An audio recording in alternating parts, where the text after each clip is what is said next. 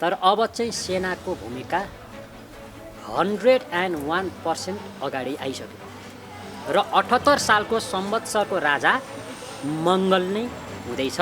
अर्को वर्षको राजा त तपाईँको मङ्गल राजा बुध मन्त्री अवस्थामा आउने देखिएको छ। त राजा मङ्गलले 9वटा ग्रहको के डिपार्टमेन्ट सम्हालेका छन्? जुन अब यो 78 सालको राजा हुँदैछन् मङ्गल, उसले कुन डिपार्टमेन्ट सम्हाल्दैछन् भन्दा त्यो 9वटा ग्रहको सेनापतिको रूपमा लिन्छ मङ्गल। शेरबहादुर देउवा, प्रचण्ड, माधव कुमार नेपाल, झलनाथ खनाललाई जे चाह्यो त्यही हुने हो नेपालमा, संविधानमा त्यही लेखिने हो। ल तपाईँ मलाई भन्नुहोस्, राज संस्था हटाउँदाखेरि राज संस्था हटाउन पाइने भनेर कहीँ लेखाएको थियो? मलाई 2 करोडको गाडी चाहियो भन्ने सभासदहरू अब हटे। अब त तपाईँहरूले चुनावबाट कुलमान घिसिङलाई उठाउनुहोस्, जिताएर पठाउनुहोस् न। केपी शर्मा ओलीले त अब जनताकै हातमा छोड्दै त। 17 सालको पञ्चायती व्यवस्था मन परेन भनेर लिएर आएको होइन त? निर्दलीय व्यवस्था हटाएर बहुदलीय व्यवस्था होइन त? 36 सालको जनआन्दोलनमा यिनै नेतालाई होइन, 2047 सालको संविधान पनि यिनै नेताहरूले बनाएका होइन नि त, राजासँग मिलेर। अनि त्यही उनीहरूले बनाएको 47 सालको संविधान यिनीहरूलाई मन नपरेर अहिले 72 सालको संविधान पनि यिनीहरूले नै बनाएको होइन त?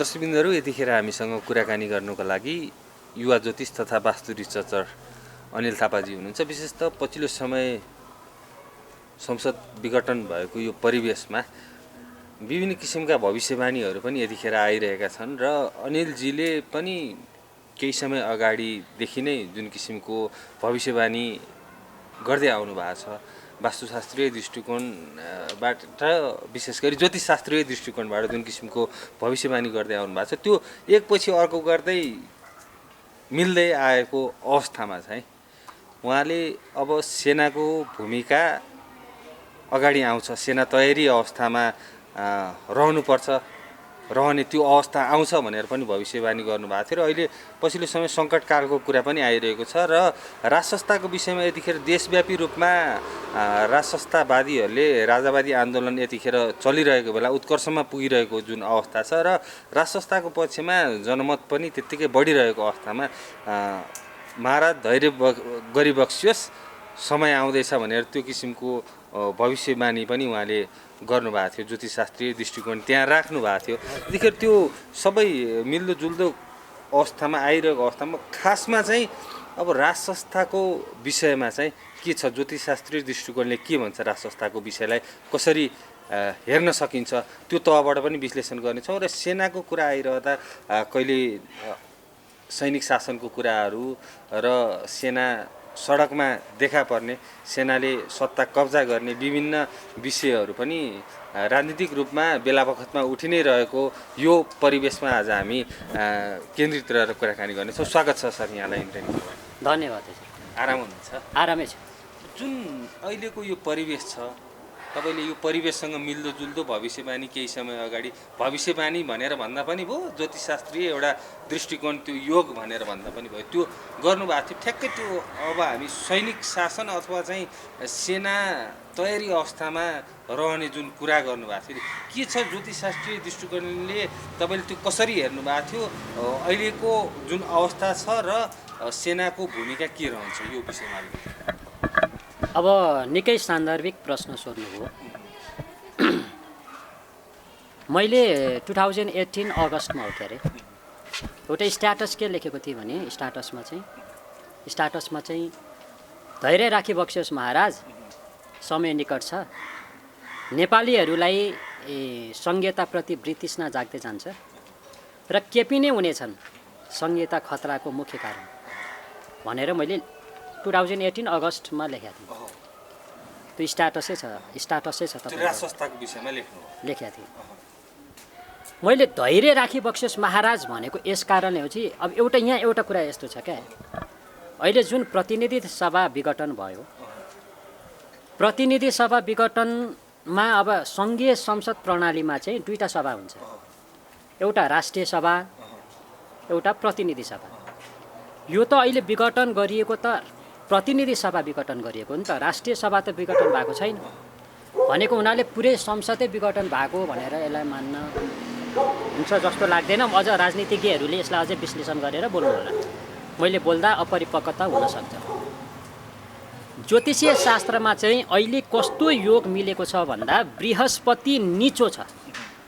बृहस्पति निचो छ मकर राशिमा, र मकर राशिमा बृहस्पति निचो रहँदा पनि सो राशिमा चाहिँ त्यही मकर राशिमा शनि आफ्नो सो राशिमा विराजमान छ।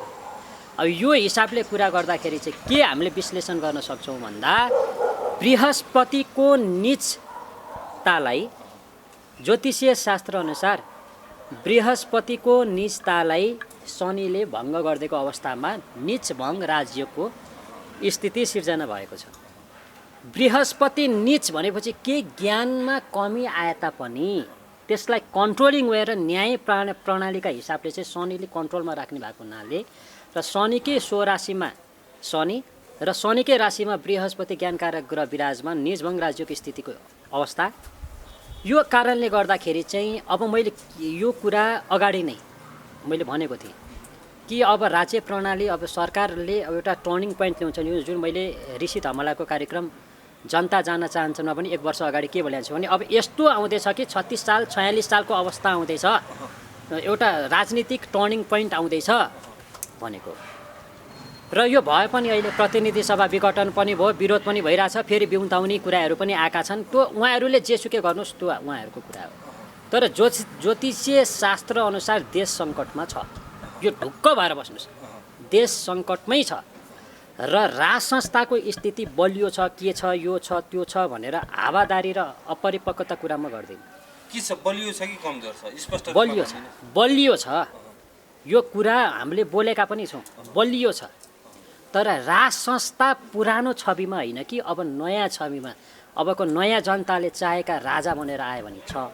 राज संस्थाको हिसाबले पनि संस्था भयो होइन।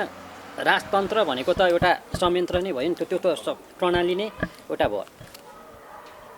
मेरो व्यक्तिगत विश्लेषणमा ज्योतिषशास्त्रको हिसाबले भन्दा पनि व्यक्तिगत विश्लेषणमा चाहिँ राज संस्थाको प्रणाली सभ्यता ठिक छ, त्यो आफ्नो ठाउँमा छ।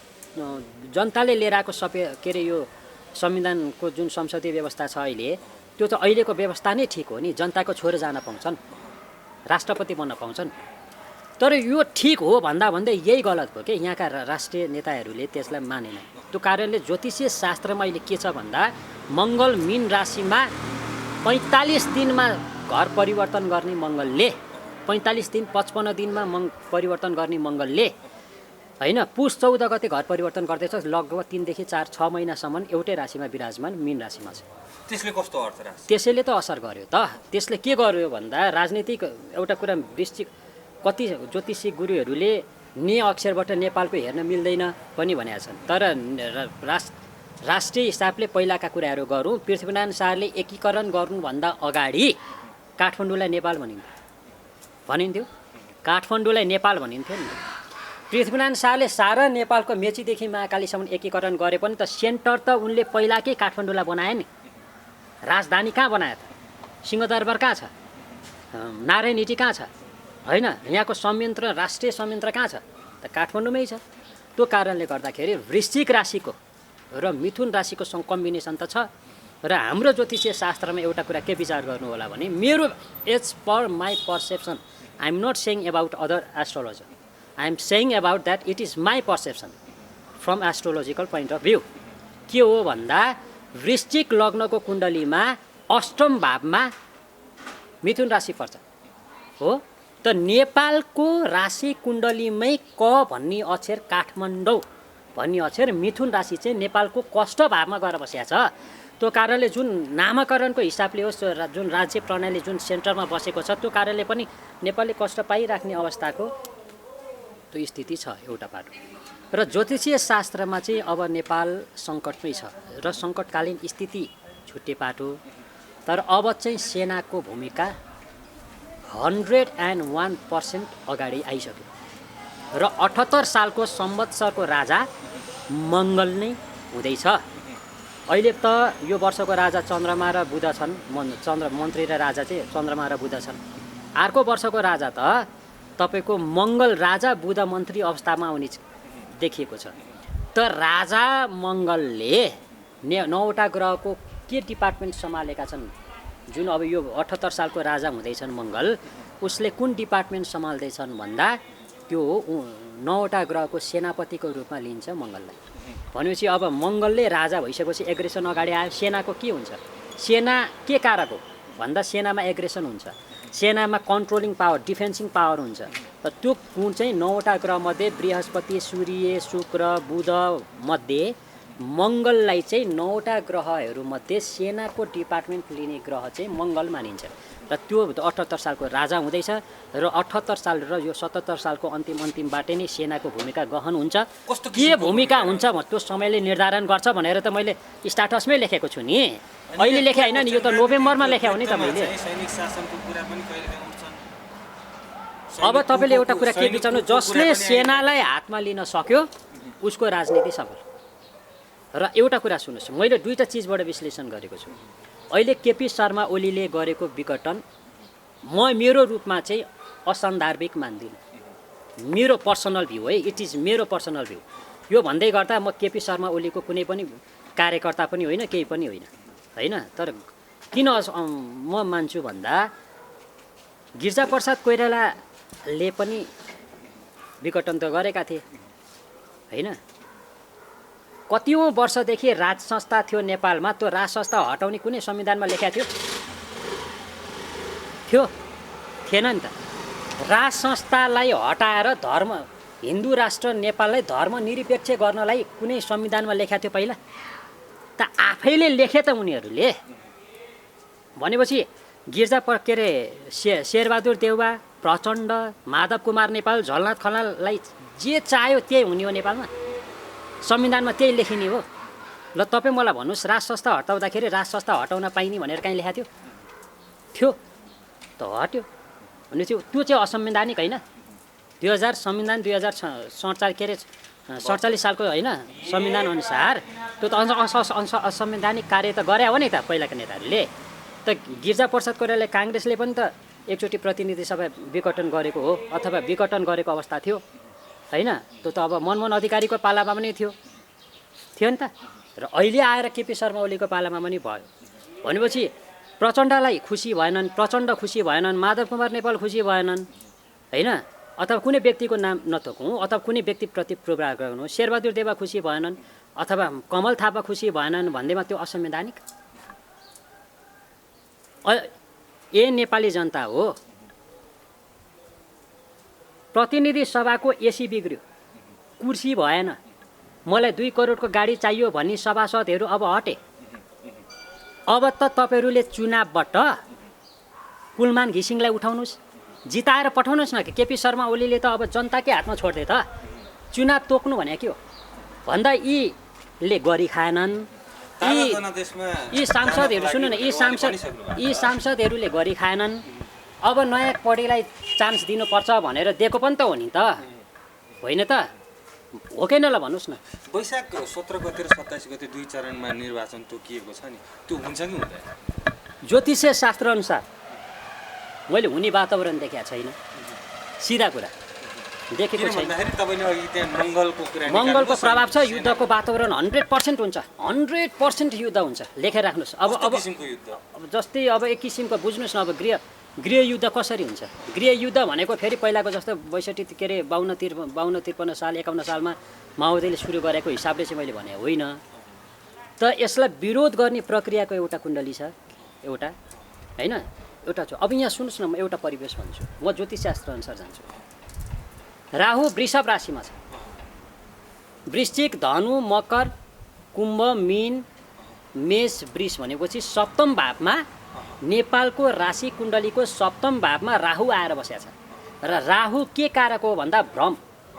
राहु के कारक हो? भ्रम। राहु के कारक हो? उल्झन, क्लाउडी माइन्ड, कूटनीति, गुप्त चिजको कारक राहु। नेपालको कर्मको पनि कर्म भाव, दशमको पनि दशम भाव राशि कुण्डली अनुसार आएर बसेको छ।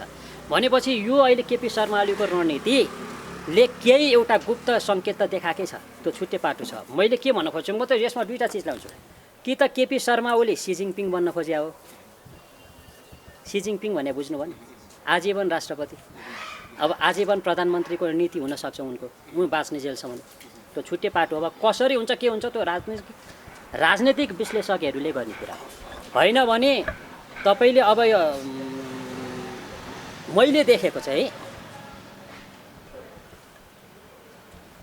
राष्ट्रपतिलाई अविश्वासको प्रस्ताव अथवा त्यो प्रधानमन्त्रीलाई अविश्वासको प्रस्ताव राखेर राष्ट्रपतिलाई हटाउने जुन रणनीति अबका नेताहरूले गर्छन् नि, त्यो गर्नुभन्दा अगाडि सामान्य नै राष्ट्रपति महोदय तपाईँ हट्नुहोस् भनेर राजाको एउटा स्थान अथवा त्यो बराबरको कुनै चिज एउटा अल्टरनेटिभ चाहिँ अब आउन सक्छ। त्यो ज्योतिष शास्त्रले त्यो भन्छ 100% भन्छ। म गलत हुन सकुँला होइन, मैले भन्न बुझ्नुभयो नि। अब केपी शर्मा ओलीले यो किन गरे त भन्दा यसको दुईवटा रणनीति हुन्छ। अब हामीले त हरेक चिजबाट विश्लेषण गर्नु पऱ्यो नि त। म त राजनीतिज्ञ होइन, म त ज्योतिषशास्त्रको हो होइन, तर युवा भएको नाताले मैले राजनीतिको बारेमा बोल्न मिल्यो। तर I should only talk about ज्योतिषशास्त्र एन्ड एस्ट्रोलोजी होइन। फेरि मैले के भनिरहेको छु, I am not talking about other astrologer. मैले अरू एस्ट्रोलोजरको बारेमा भनेको होइन, it is my perception, it is my point of view होइन। मैले के भन्न खोजिरहेको छु भन्दा केपी शर्मा ओलीले यो किन चाले त भन्दा यसमा तीनटा अप्सन्सले कुरा गरौँ न। कि त उनी सी जिङपिङ बन्न खोजे, अब चुनाव कहाँ हुन्छ? लिम्पियाधुरा लिपुले कालापानीमा चुनाव हुन्छ? किनभने यो त संविधानले संशोधन गरेर पारित गरेर संविधान सभाबाट पारित गरिसकेपछि त्यहाँ पनि निर्वाचन आयोग घोषणा गर्नुपर्छ नि त। भनेपछि अब चुनाव हुन्छ त त्यहाँ? पक्कै हुँदैन, इन्डियाले दिँदैन। इन्डियाले नेपाललाई त्यति सहजै कालापानी लिम्पियाधुरा दिँदैन, तर नेपालको हो त्यो। फेरि दिँदैन मैले भनेको होइन भने होइन नि होइन। निर्वाचन त्यहाँ हुँदैन भनिसकेपछि निर्वाचन आयोग सबैतिर तय नभइकन पूर्ण रूपमा निर्वाचन घोषित हुँदैन, हुन्छ? हुँदैन नि त। अब अर्को एउटा कुरा के छ भन्दा निर्वाचन घोषित भयो भने अब चाहिँ के एउटा जनतालाई अर्को एउटा पोइन्ट अफ दोस्रो पोइन्टमा के छ भने अब जनताको हातमा आयो। ए जनता प्रतिनिधि सभा यसै त हामीले धेरै खर्च गरिसक्यौँ, उसै त धेरै खर्च गरिसक्यौँ। अब रवि लामेछानेलाई उठाउँ न, अब चाहिँ उठाउनुहोस् न। रवि लामेछाने जस्ता देशभक्तहरू छन् नि नेपालमा। कुलमान घिसिङलाई उठाउँ त अब यो चुनावमा। गोकर्ण विष्ट, गगन थापा जस्ता युवाहरू, यङ युवाहरू आउनु पऱ्यो क्या अब अगाडि होइन। त्यो त बाटो प्रशस्त देखाइदिएको छ त ग्रहले। मैले 2018 अगस्तमा लेखेको कुरा आज आएर त भयो त। केपी नै हुनेछन् सङ्घीयता खतराको मुख्य कारण भने हो नि त। लगभग त्यो स्थिति आयो। म संसद विघटन भन्दिनँ। संसद दुईवटा सभा हुन्छ, एउटा राष्ट्रिय सभा, एउटा प्रतिनिधि सभा। प्रतिनिधि सभा मात्रै विघटन भएको हो नि त, होइन त? अब यहाँ नेताले आफू एडजस्ट हुनलाई जुन रणनीति पनि ल्याउन सक्छन्, जुन अध्यादेश पनि ल्याउन सक्छन्, त पछिको कुरा। राजनीतिज्ञले गर्ने कुरा म अपरिपक्व हिसाबले बोल्दिनँ, एउटा कुरा। र अर्को कुरा तपाईँले एउटा कुरा जस्तो राजाको विषयमा चाहिँ राजा फर्किन्छन् यति उति भनेर जुन किसिमको भविष्यवाणीहरू भइरहेका छन् नि, तपाईँले के देख्नुहुन्छ? ज्योतिषशास्त्रले के देख्छ? अब केपी शर्मा ओलीसँग तीनटा बाटो छ। सुन्नुहोस्, एउटा निर्वाचनै हुन नदिएर आजीवन प्रधानमन्त्री लिने। नेकपा र माओवादी त जोडिँदैन। यो म भनिदिन्छु, म यसमा ठोक्कै दिन्छु। अहिले मिल्या जस्तो यत्रो बहुमत आउँदा 2/3 सरकार हुँदा मिल्न सके त सकेनन् नि होइन। इगोइस्टिक प्रब्लम त छ यहाँ। जनताको यहाँ मर्का कसैलाई मतलब छैन क्या। नेपाली दाजुभाइ दिदीबहिनीहरू रातभर टिकट काटेर भोट हाल्छु भनेर आफ्नो काम भन्दा काठमाडौँको सटर तानेर बन्द गरेर गाउँ गएर राति टिकट काटेर अनिन्द्रामै राति काठमाडौँ फर्केर गरेका त्यत्रा मेहनतले गरेको नेपाली जनताको भोटिङ खै त आज? खै भनिसकेपछि नेतालाई जनताको भोटको महत्त्व छ। 2/3 त दिएको हो नि त। माओवादीको हातमा प्रचण्डले पनि मैले पाइन चान्स भन्न पाउँदैनन्, उनकै 2/3 थियो होइन। अब अर्को एउटा कुरा सुन्नुहोस्, व्यक्तिगत ज्योतिषशास्त्रको हिसाबले कुरा गरे है। ज्योतिषशास्त्रीय मान्यताले के भन्छ भन्दा सूर्य घरमा बाउ, घरमा को बाउ, अफिसमा हाकिम, देशमा सरकार हो। कार्तिकको सूर्यबाट नै यो ढिलपिल गर्दै आउँथ्यो। कार्तिकको सूर्य आत्माकारक सूर्य निचो थियो, त्यो कारण ढिलपिल हुँदै आएको थियो होइन। तर वृश्चिक लग्नको कुण्डलीमा अहिले पुष भनिसकेपछि त धनु राशि त धनभावमा छ, सूर्य त्यहाँ छ। त्यो कारणले गर्दा यसलाई म के भन्छु भन्दा केपी शर्मा ओलीले अब राष्ट्रपतिलाई सेफ ल्यान्डिङ राखेर राष्ट्रपति महोदय तपाईँ हटिदिनु पर्यो भनेर उनले राजालाई ल्याउन एउटा बाटो त्यहाँ अप्सन्स हुनसक्छ नि त। ल तपाईँ आएर बस्नु पर्यो, चाहे सेरेमोनियल हिसाबको होस् चाहे अब कुन हिसाबको होस्, एउटा पाटो। अर्को पाटो यहाँ के हुनसक्छ, म राजा आउँछ भन्दिनँ, किनभने मैले व्यक्तिगत कुनै राजाको कुण्डली हेरेको छैन। मैले अपरिपक्वता गफ गर्नु हुँदैन होइन।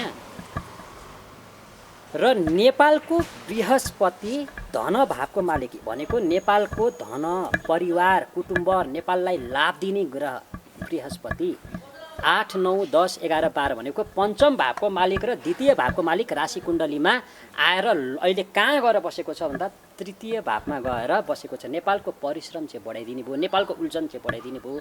अब नेपाल सङ्क्रमण कालमा छिर्यो, यो ढुक्क भएर बस्नुहोस्। र अर्को वर्षको राजा त मङ्गल छ, मन्त्री बुध छ भनेपछि अब मङ्गल र बुधको सिद्धान्त मिल्दैन।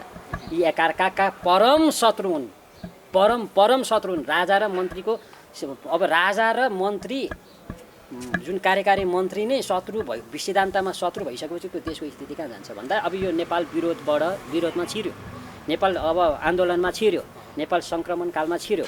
त्यो कारणले गर्दा अब चाहिँ सेनाको भूमिका अगाडि फ्रन्ट लाइनमा उभिएर गर्न सक्ने स्थितिको कुण्डली आउँछ। यो अवश्य आउँछ भनेर मैले नोभेम्बरमा नै स्ट्याटस लेखेर त्यो आउँछ भनेर भन्नु आइसक्यो त। अहिले हाई अलर्ट मुख्यालयले हाई अलर्ट गराइसक्यो त। प्रधानमन्त्रीले सबै सशस्त्र प्रहरी, जनपद प्रहरी र नेपाल सेनाको प्रमुखलाई निर्देशन दिइसकेनन्? किन दिएको त? त्यो अस्तिसम्म ब्यारेकभित्र बसेको सेना, सुन्नुहोस् न, फाइदा गर्छ कि गर्दैन? अस्तिसम्म ब्यारेकभित्र बसेको सेना अहिले हाई अलर्टमा किन बस्नु पर्यो? नेपाल आतङ्कवादी हमलामा पर्न आँटेको छ र के 62-63 भन्दा अगाडि माओवादी आन्दोलन भएको छ र अहिले त किन हाई अलर्टमा बस्नु पर्यो? हाई अलर्टमा किन बस्नु पर्यो? अस्तिसम्म ब्यारेकभित्र चुपो लाएर बसेको नेपाली सेना हाई अलर्टमा हुनु भनेको अब मङ्गलले प्रभाव देखाउन थालेन। यो कुरा आजभन्दा 4 महिना अगाडि हामीले स्ट्याटस मार्फत अब सेनाको भूमिका आउँछ। के भूमिका आउँछ त्यो समयले निर्धारण गर्छ। तर ग्रह गोचरले चाहिँ अब सेना अलर्ट भएर बस्नुपर्ने अवस्था आयो भनेर 4 महिना अगाडि भनेको आएन, अहिले आयो त। अब के भन्नुहुन्छ त यसलाई? त्यसले चाहिँ मैले भने नि मुलुकको हितमा छ कि छैन?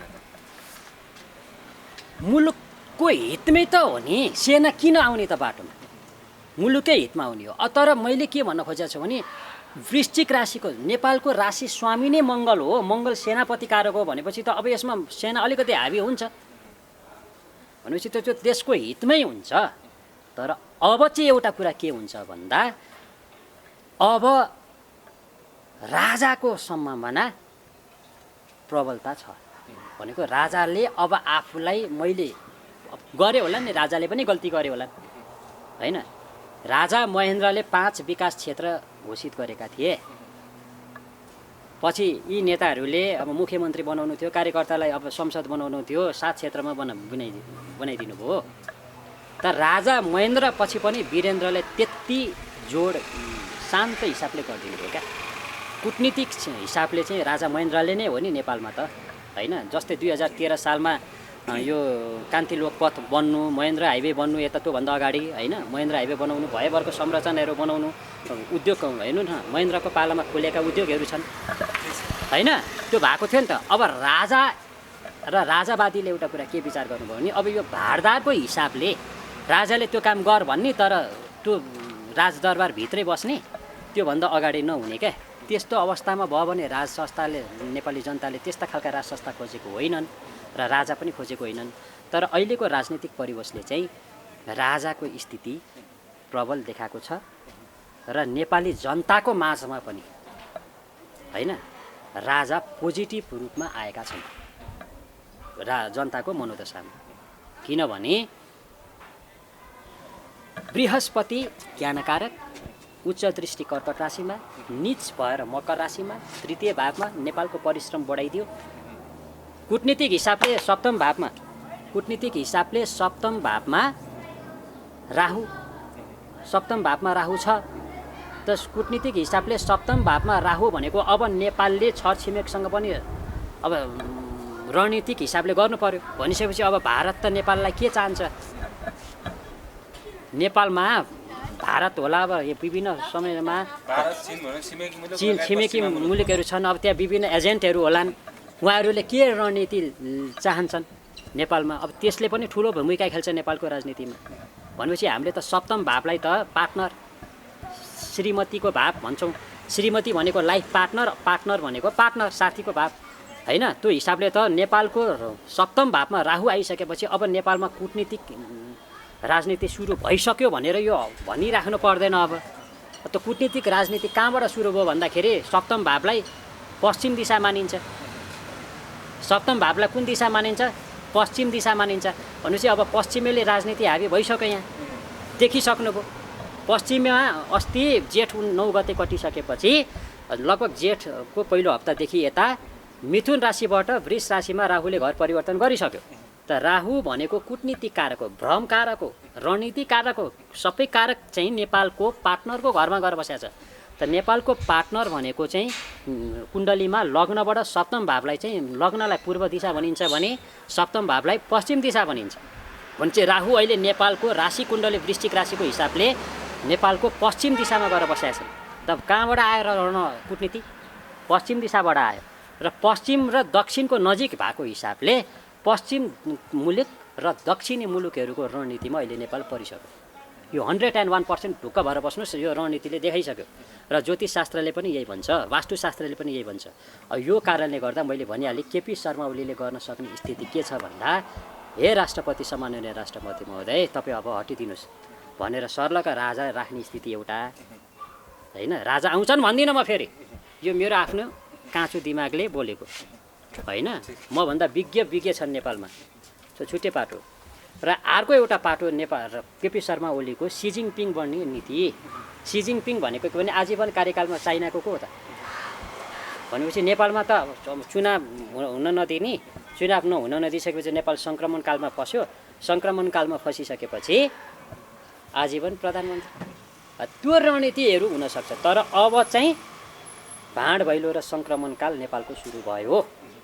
यो अझै मनोदशाकारक बुध मन्त्री भएको बेला 78 सालमा मनोदशा, बुद्धि र मनोविज्ञानकारक ग्रह बुध मन्त्री हुँदैछ र एग्रेसन, युद्ध, एग्रेसन्स के अरे किन हुँदैन, कस्तो हुँदैन र विरोध चाहिँ शनिहरूले गर्छ भने एग्रेसन्स कारक अलिकति हुत्तिने के हौसिनी कारक ग्रह मङ्गल चाहिँ सेना कारक पनि मानिन्छ। 9वटा ग्रहको सेना हो मङ्गल, त्यो राजा हुँदैछ। भनेपछि अब त्यो फेरि राजा मङ्गल र बुधको शत्रुको प्रभाव र सिद्धान्त नमिल्ने कारणले गर्दा तपाईँ विचार गर्नुहोस्, केन्द्रमा राष्ट्रमा बसेको र कार्यकारी मन्त्रीमा बसेको राजा र मन्त्रीकै मेल नभइसकेपछि देश कहाँ जान्छ?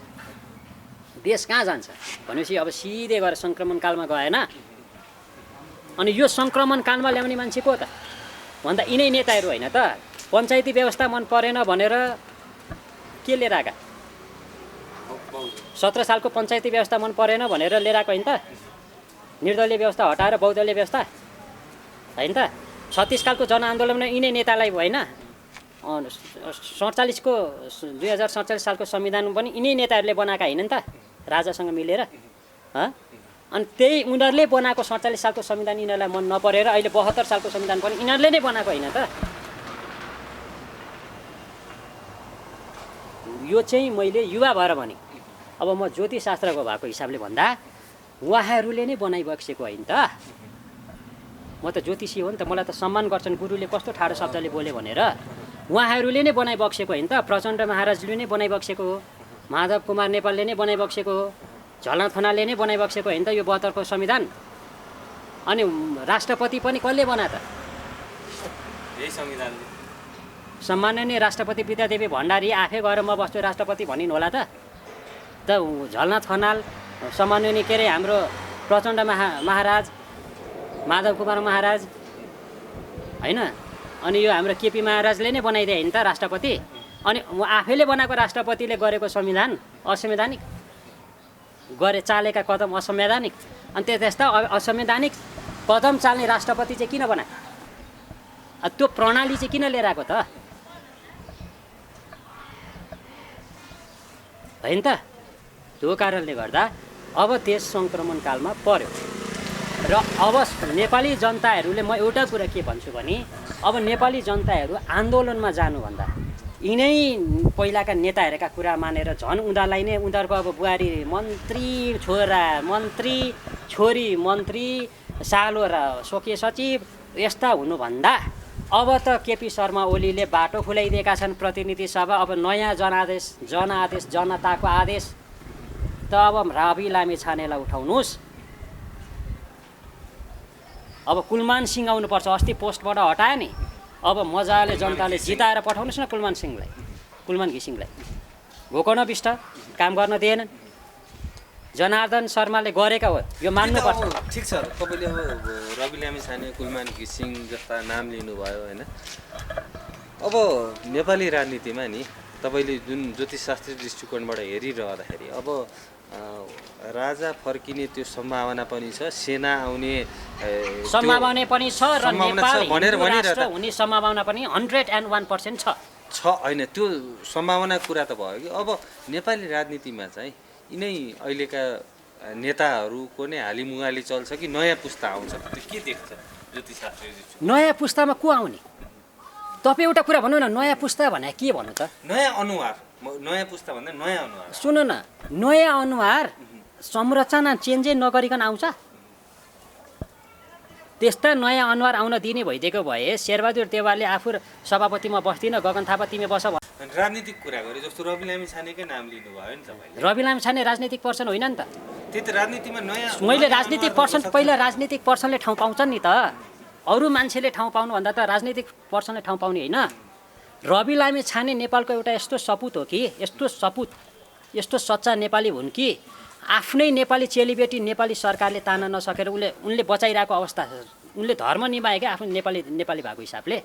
त्यस्ता सपुतलाई काम गर्न सक्ने देश हो यो, काम गर्न दिने देश हो यो। उनी आफै पनि ट्र्याकमा। तर म एउटा कुरा चाहिँ के भन्छु भने रवि लामिछानेको पनि व्यक्तिगत केही कमजोरी होला, त्यता नजाउँ हो। पहिला सुरु राजनीतिमा आउनलाई त राजनीतिज्ञ हुनु पर्यो। त राजनीतिज्ञको पहिलो पुस्ता भन्दा दोस्रो पुस्तामा जाउँ न त। दोस्रो पुस्तामा पनि त छन् त, विश्वप्रकाश छन् काङ्ग्रेसमा, गगन थापा छन् होइन छन् नि।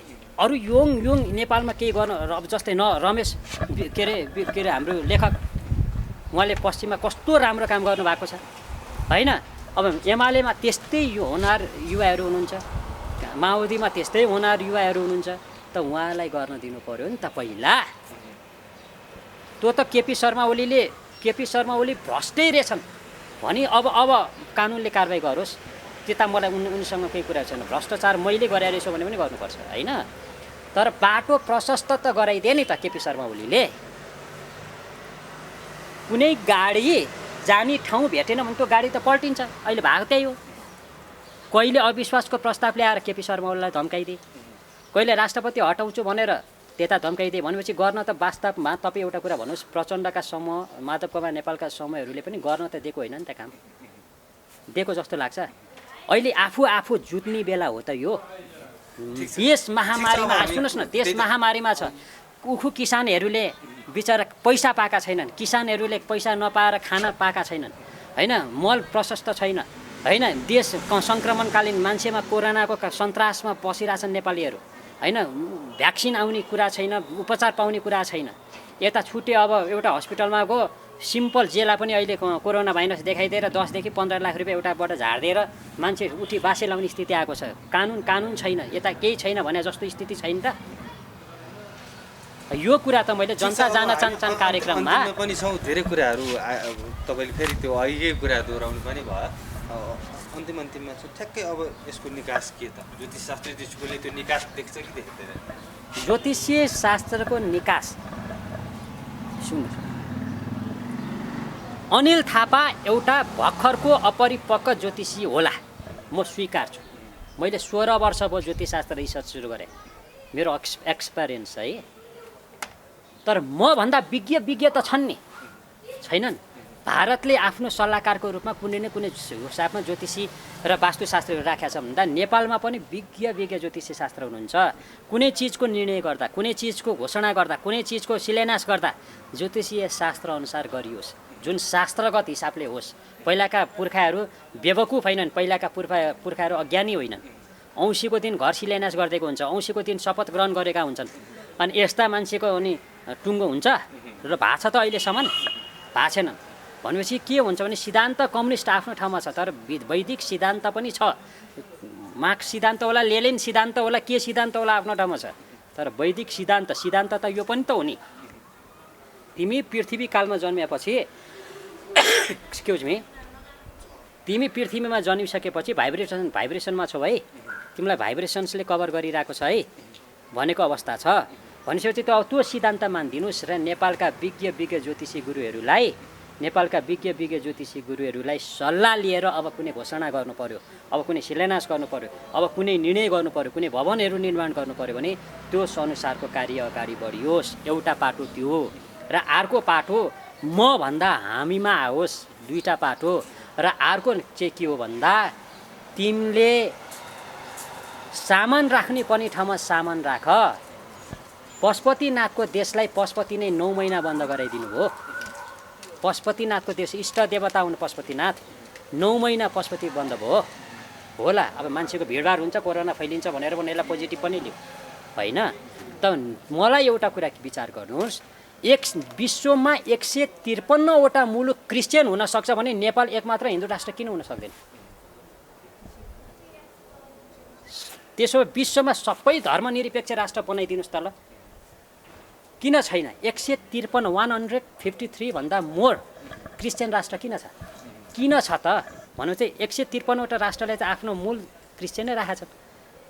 क्रिस्चियन देश भनेर चिनिन्छ नि त 153, 80 देखि 90 भन्दा बढी त अरबियन राष्ट्र अथवा मुस्लिम राष्ट्र भनेर चिनिएका छन् होइन। धर्मनिरपेक्ष राष्ट्र त जम्मा 1, 2, 2, 3टा होला भनेपछि त नेपाललाई चाहिँ धर्मनिरपेक्ष किन बनाएको त? एउटा हिन्दू राष्ट्र नेपाल हुँदा के जान्थ्यो सुभाष नेवाङको, माधव कुमार नेपालको, शेरबहादुर देउवाको, प्रचण्डको र केपी शर्मा ओलीको? त्यो कारणले गर्दा आफ्नो धरातल बिर्स्यो भने नि छिमेकीले पनि हेप्छन् भनेको कारण यही हो। यहाँलाई यो समयको लागि, यो संवादको लागि धेरै धेरै धन्यवाद। अन्तिममा के? धन्यवाद। राष्ट्र अहिले सङ्क्रमण कालमा छ। अब सेनाको स्थिति मैले भनिहालेँ त्यो आउँदैछ। हामी एक आपसमा नजुधौँ होइन। केपी शर्मा ओलीले यो संवैधानिक गरे असंवैधानिक गरे त्यो अदालतले भन्ने कुरा हो र राजनीतिक विश्लेषक उच्च विश्लेषकहरूले गर्ने कुरा, म यसमा अपरिपक्व कुरा बोल्दिनँ। तर अब चाहिँ राजनीति जनताको हातमा फेरि आएको छ। प्रतिनिधि सभाका संसदहरू चुनेर पठाउने त त्यही जनताले हो नि। अब रवि लामिछानेलाई उठाउनुहोस्, के अरे गोकर्ण विष्ट जस्तालाई, गगन थापा जस्तालाई फेरि उठाउनुहोस्, फेरि अगाडि बढाउनुहोस्। अब युवा पुस्तालाई बाहेक अरूलाई नजिताउनुहोस् न, अनि देश मुलुक बनिहाल्छ। त नत्र भने यस्तै ताल हो। अब देशले केही समय फेरि पनि अब मनोदशा खेप्दैछ। यो स्थिति मैले ग्रहगोचरबाट देखिसकेको छु। तर यसले निकास पाएन भने अब राजाको सम्भावना नकाट्न सकिँदैन।